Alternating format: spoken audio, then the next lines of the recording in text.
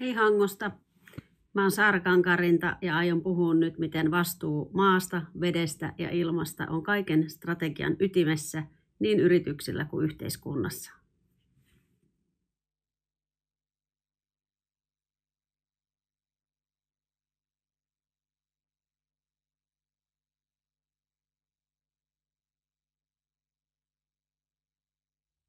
Mulla on pitkä tausta vesiensuojelutyöstä. Olen tehnyt Itämeri-työtä perustamani säätiön parissa parikymmentä vuotta. Ja Itämeri-työ on nykyään biodiversiteettityötä ja ilmastonmuutostyötä, koska näitä kolmoiskriisejä ei voi erottaa toisistaan. Katsotaanpa yksi kuva tästä.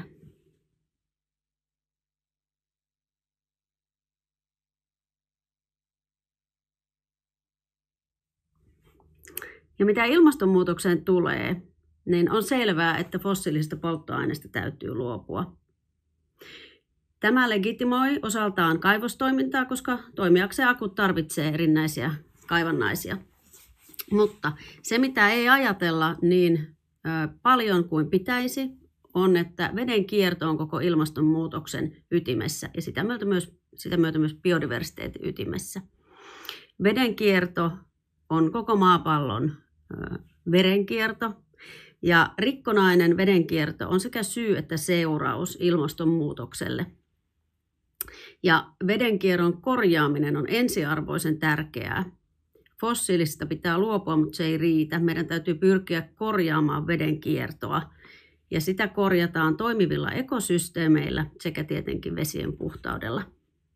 Ja vedenkierto on häiriintynyt ja tässä tullaan siihen mun työhön, mitä mä teen sitten taas esimerkiksi maa- ja metsätalouden kanssa ja maaekosysteemien parissa. Niin vedenkierto on häiriintynyt, koska maapallon maaperä ei kykene enää pidättämään vettä ja ilmasto on lämmennyt ja maaperähiili on vähentynyt maaperästä Suomessa ja varsinkin ulkomailla. Ja tämä tarkoittaa taas laajojen alueiden autioitumista ja toki sitä on tapahtunut niin kauan kuin maataloutta on ollut, mutta se tapahtuu yhä kiihtyvällä tahdilla maa- ja metsätalouden myötä ilmastonmuutoksen kurimuksessa. Ja samalla jäätiköt sulaa niin vuorilla kuin navoillakin ja ilmaston lämpeneminen aiheuttaa myrskyjä ja rankkasateita ja äärisäitä. Vesi on aina vähän siellä, missä sen ei pitäisi olla tai missä se terveessä vedenkierrossa ei olisi. Ja kun tulee esimerkiksi rankkasade ja iso sadanta hiilikadosta kärsivään maahan, niin se aiheuttaa lisää erosiota ja päästöjä niin Suomessa kuin maailmallakin. Eli meillä on tämmöisiä heikkoja kehiä tai huononevia kehiä, mikä maapallolla on meneillään veden, maan ja ilman kanssa. Ja kun hiiltä ei ole maaperässä ja maaperän kunto on huono, siitä aiheutuu enemmän päästöjä ja vesistöihin joutuu typpeä, fosforia ja hiiltä ja siitä tulee lisää rehevöitymistä ja siitä tulee taas lisää päästöjä. Muun muassa ennätyksellisen korkeita metaanipäästöjä, mitä Suomessakin on mitattu järviltä ja matalilta merialueilta.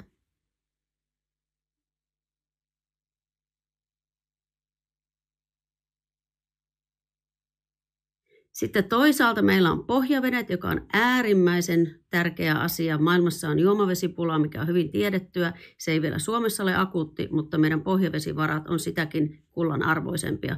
Todellakin meidän rikkauksiamme.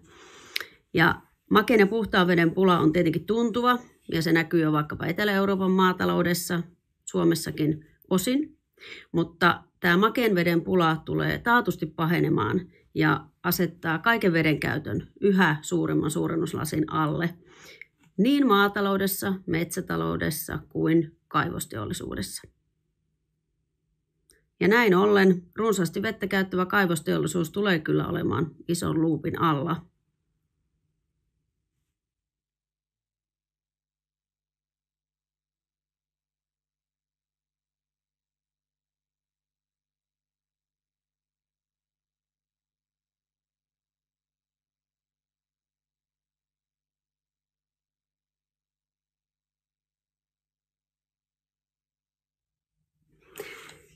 Sitten vähän ehkä siihen yleiseen tilanteeseen, mikä meillä tällä hetkellä on kaivosteollisuuden kanssa, niin maa, joka on niin edistyksellinen monissa asioissa, Suomi, niin tuntuu vielä tällä hetkellä olevan kaivosteollisuuden vähän jonkun sortin Eldorado tai banaanivaltio, jossa voi helposti tehdä varauksia, suunnitella vaikka suojelualueille kaivoksia, jättää loppusiivouksen tähtitieteellisen summan veronmaksajille maksettavaksi tai jättää jälkeen vahinkoja, joita ei ole edes rahalla korjattavissa. Ja ensimmäinen tietysti helpoin askel on, että meidän rikkauksiamme ei pidä antaa ilmaiseksi viedä maasta, eli kaivosvero pitäisi laittaa kohdalle, mutta se vastaa vain osaan näistä huolista. On selvää, että ilmaiseksi on turha lahjoittaa mitään, mutta tarvitaan muutakin. Ja pelkällä kaivosveron ajantasaistamisella ei vastata vielä niihin huoliin. Ei voida perustella, että jos meillä olisi kunnollinen kaivosvero, niin se ei perustele sitä, että kaivoksia saisi edes suunnitella luonnonsuojelualueille tai kansallismaisemiin. Jos me lähdetään tälle tielle, että luonnonsuojelualue ja suojattu luonto ei itse asiassa tarkoita mitään, että sen suojelualueen saa liiketoiminnalla pilata, niin me ollaan vaarallisella anarkian tiellä yhteiskunnassa, joka ei muuten ole ollenkaan sellainen.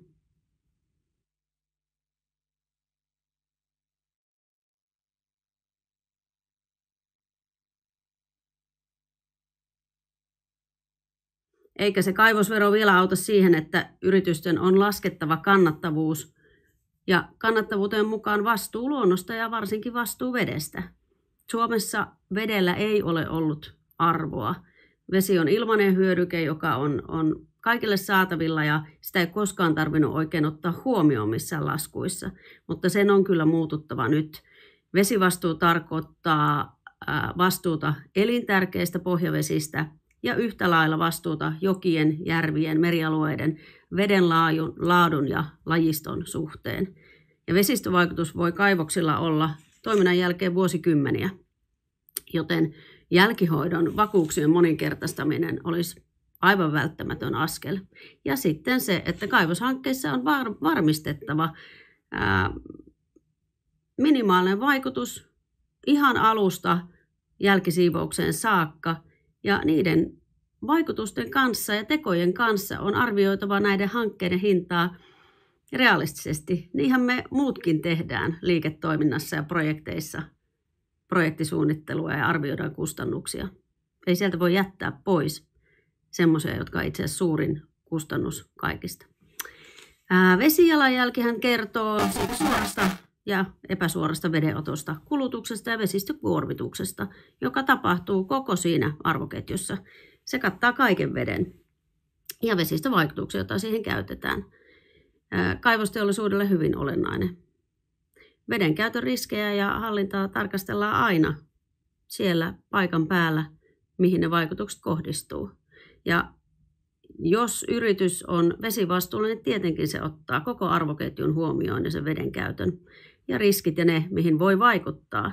Ja katse pitää nimenomaan mennä aivan yhtä tarkasti yksittäisiin lajeihin kuin myös ekosysteemin kokoisiin vaikutuksiin ja vaikutusarvioihin.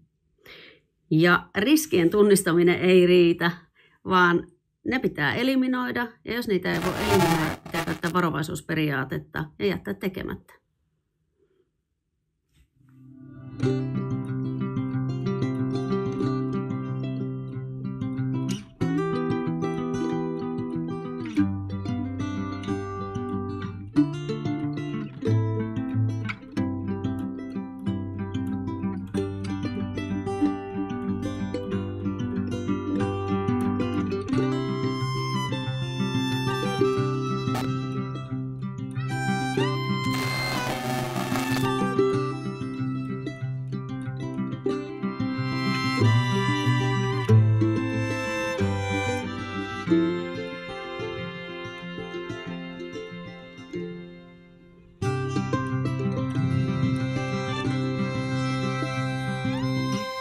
Me tehdään BSAGen kanssa paljon yhteistyötä yritysten kanssa ja tiedetään, että parhaimmilla yrityksillä luonto, vesistöasiat ja ympäristövaikutukset ja oma vaikutusmahdollisuus, mitä voi tehdä, ei vaan pakollisten lisäksi, vaan todella se, että mitä me voidaan meidän yrityksen toiminnalla tehdä näiden asioiden ratkaisemiseksi, niin ovat strategia ytimessä.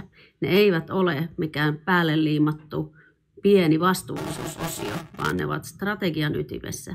Ja sillä lailla rakennetaan kestäviä ja tulevaisuuden yrityksiä ja menestyjiä.